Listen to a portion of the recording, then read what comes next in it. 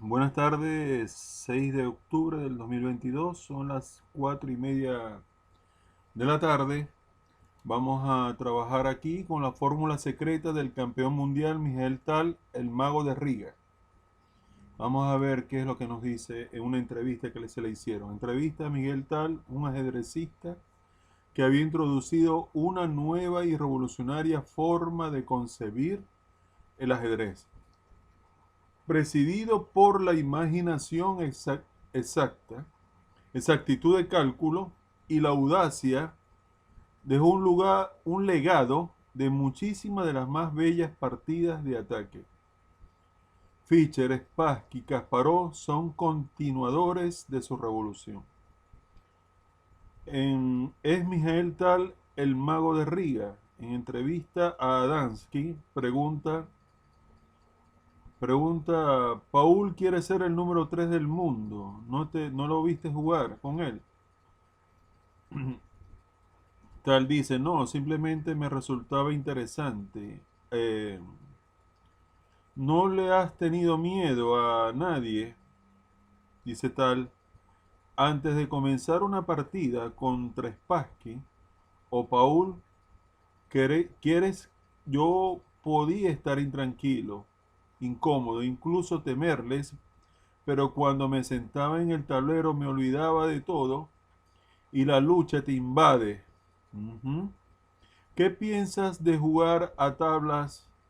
Dice Tal, jugar a tablas es un delito. Contra el ajedrez, al menos cuando juegas con blancas. Adansky pregunta, en la búsqueda de victorias complicadas, ¿te ha costado, te sigue costando más puntos que cualquier otro? Ajá, Tal dice, a mi juicio, esto ya sucede con menos frecuencia, pero a veces te surge una idea tan interesante que el deseo de realizarla te domina por completo.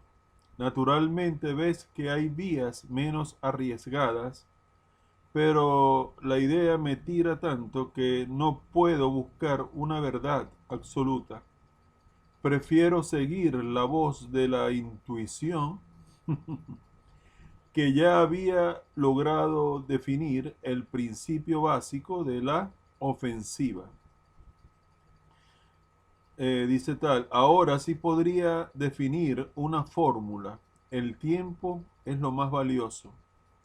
El tiempo que disponemos para la ofensiva, las jugadas, vale más que las piezas que perdemos.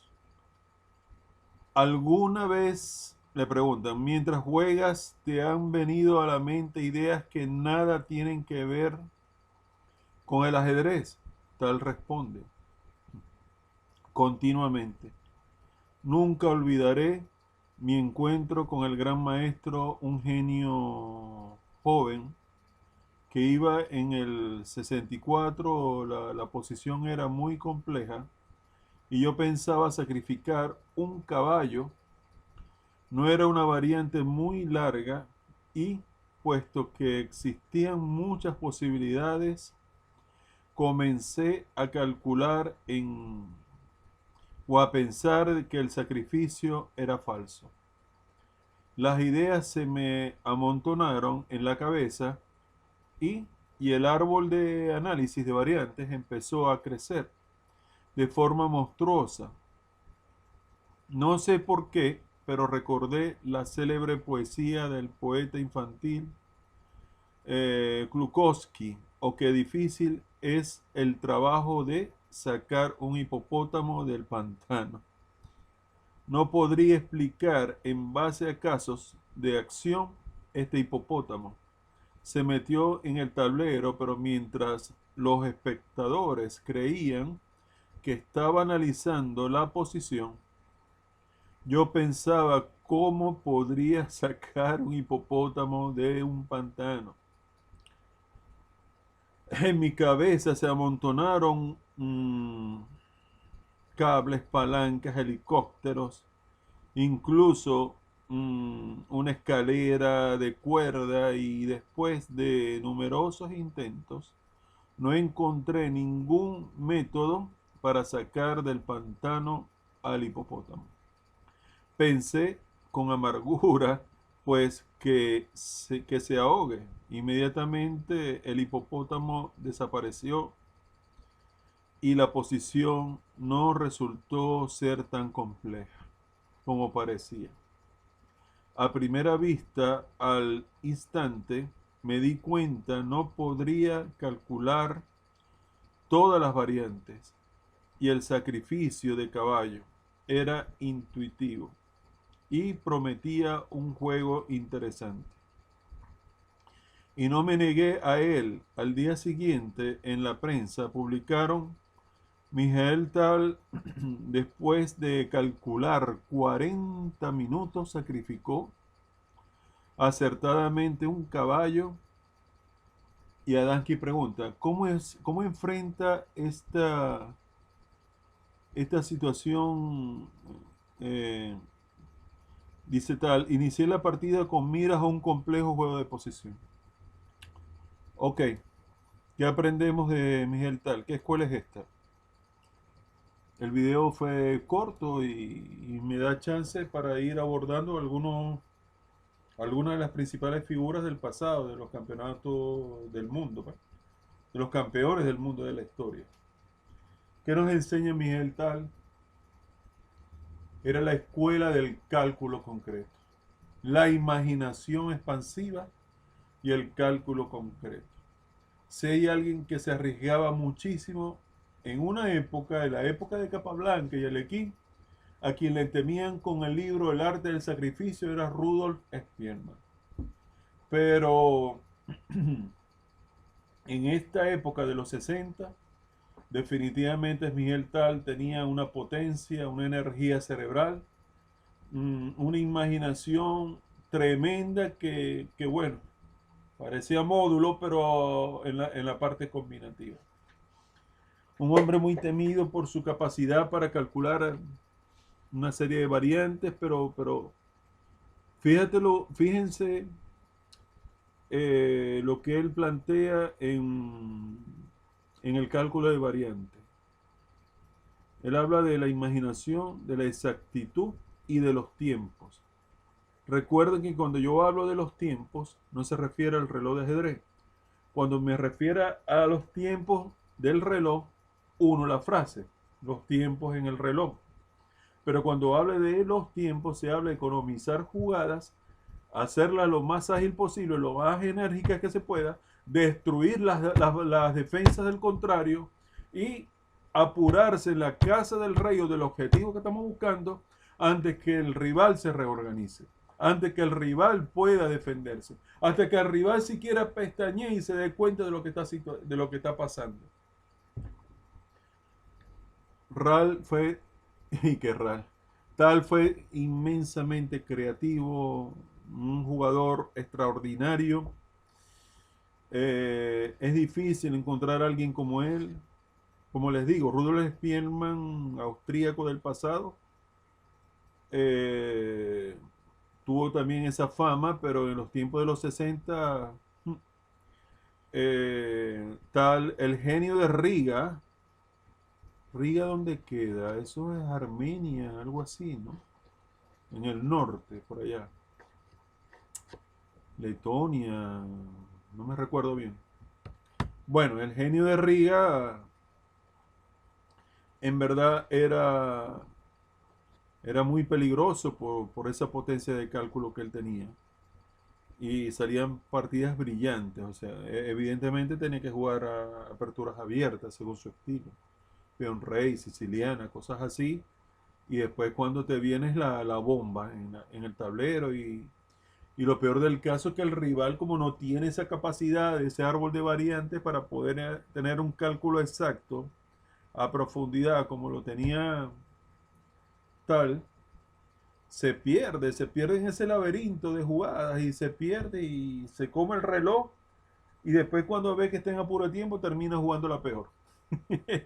Además del shock psicológico que eso produce, ¿no? Ver que de repente hay calma y de pronto llega una tormenta, una tempestad repentina, así. Tal fue campeón del mundo veinteañero, 25 años, 26, no me recuerdo bien, pero él tuvo un problema de riñones y lamentablemente en esa época Miguel Bovini firmaba siempre el encuentro del campeonato mundial con la opción a revancha. Lo hizo con Smilov, pierde con Smilov, le gana a Smilov. Perdió con Tal y luego le gana Tal. Y luego al perder con Petrosian, ya esa cláusula ya se había eliminado, tenía que jugar el torneo de candidatos. Entonces Bovini no quiso jugar el torneo de candidatos y bueno, y ahí sí es verdad que definitivamente siguió el título mundial por su camino, después vino Spassky y después viene lo de Fischer y todo eso. Pero Bovini fue bastante fuerte, inflexible y duro y deshumanizado. A pesar de que Tal estaba disminuido en el hospital con los problemas graves de riñones, y al final eso es lo que lo iba a matar. Tal con todos los dolores del mundo, bueno, está bien, si el hombre quiere revancha, pero no lo dejó ni reposar ni superar el dolor, el trance de la enfermedad, sino que prácticamente fue obligado a sentarse en la silla para defender el título como Bovini. Y con esas punzadas de los riñones, con esos dolores, Tal estaba disminuido y venía un Bovini que ya había estudiado el estilo de Tal, cerrándole el paso, cerrándole todas las posiciones, secando las ideas al jugador y de esa manera obtuvo el título mundial de ajedrez. Algo muy cruel, pero verídico, en verdad. Menos mal que le ganó después Petrosian para quitarnos a Bovini de encima, que se dedicó después a formar talentos en la escuela rusa, la escuela soviética ya de ajedrez, allá en Moscú, qué sé yo, a los mejores talentos de ese país. Pero Miguel Tal dejó un legado, fíjense bien, miren lo que él decía, y le debería dar un rechazo a las tablas, a las muchas tablas que se hacen en esta época.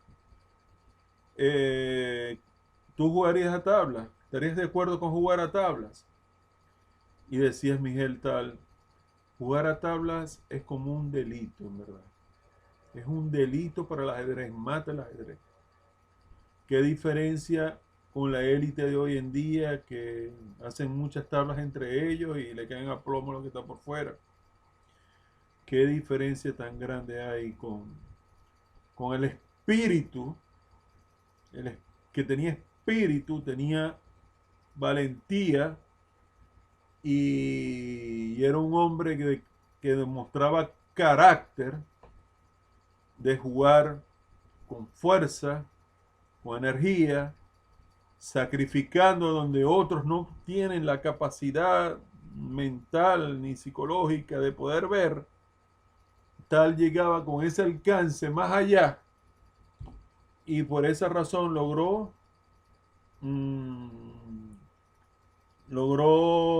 esos ambientes artísticos, esas partidas artísticas maravillosas de creatividad, que cuando uno los analiza, pero bueno, este viene y te sacrifica una y dos piezas y fíjate los tiempos en ajedrez, no tienes que darle respiro a la presa, porque si la presa medio respira, se acomoda o llegan los refuerzos y te quedaste con las piezas de menos. Por esa razón, la exactitud del cálculo era importante y Tal en verdad fue un genio de esta escuela de la imaginación creativa y del cálculo exacto. En verdad agradecido con la vida y obra de Miguel Tal, que muere en los 80 fatalmente por el problema de riñones, nunca lo dejó la enfermedad, pero sí dio tiempo para que nos maravillase con su enorme potencial de juego creativo. Era tan fuerte Tal que fácilmente te puedes jugar un minuto, te jugaba un minuto contra quien sea y mientras el otro iba buscando hacer la jugada, ya Tal estaba casi metiendo la mano en el tablero para la respuesta. Le fluía fácilmente. Tuvo una partida con Bobby Fischer en una olimpiada, donde la partida se llamaba como Acrobacia sin red, de una francesa de Tal, y fue extremadamente peligrosa, donde dos genios de la época se enfrentaron de tú a tú y fue increíble como terminó en tablas, pero hubo mucho peligro en toda la partida de principio a fin, fue muy emocionante. Cómo añoro, Ernesto Rondón, ver en el mejor ajedrez del mundo ese espíritu creativo, ese espíritu de lucha, ese espíritu combativo y no conformista, calculador, de que bueno, si hacemos tablita, tú te quedas en el puesto tal, y yo me quedo en el puesto aquí, y si hace tablas el otro, entonces los cuatro acordamos y ganamos esos cobritos. ¿Qué es eso, chico? ¿Dónde está el honor? ¿Dónde está la pasión? ¿Dónde está la fuerza de voluntad para jugar a ganar las partidas de ajedrez? Bueno, este es el capítulo de Miguel Tal. Si te gustó el video, por favor, regálame un like, te lo agradecería mucho. Si quieres suscribirte al canal y acompañarme en estos trabajos, por favor, hazlo. Comenta lo que tú quieras. Yo te respondo con todo gusto. Si no se me borra el mensaje, si no se me pasa por alto, yo si lo veo te respondo inmediatamente. Y si quieres compartir el video en redes sociales, en verdad me harías un gran favor. Se les aprecia y se les respeta como siempre. Les habló Ernesto Rondón. 6 de octubre del 2022, son las 4:44 de la tarde, ya van a ser un cuarto para las 5. Bendiciones para todos.